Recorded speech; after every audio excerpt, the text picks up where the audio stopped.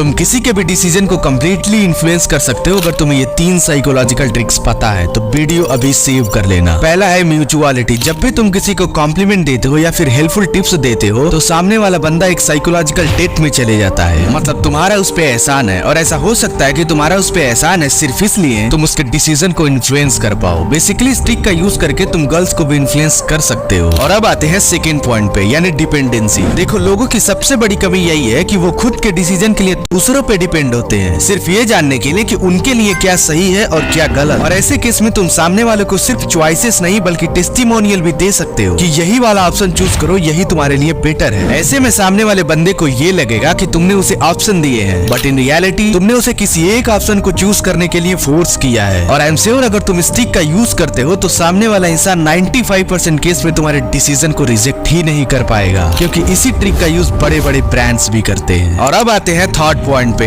यानी create limitation. देखो, इंसान सिर्फ उन्हीं चीजों को इज्जत देता है जो बहुत लिमिटेड होती है। तो अगर तुम्हें किसी के डिसीजन को मैनिपुलेट करना है तो तुम उसे सिर्फ चॉइसेस मत दो, बल्कि उसे ये बताओ कि ये चीजें लिमिटेड टाइम के लिए है, इसे ही चूज कर लो। और इसी ट्रिक का यूज करके बड़े बड़े ब्रांड्स तुम्हारे डिसीजन को मैनिपुलेट करते हैं और तुम्हें ये बताते हैं कि ये लिमिटेड स्टॉक्स हैं, अभी खरीद लो, बट इन रियलिटी उनका कोई भी स्टॉक्स लिमिटेड होता ही नहीं है। और ऐसे ही साइकोलॉजिकल ट्रिक्स को जानने के लिए सब्सक्राइब भी कर देना।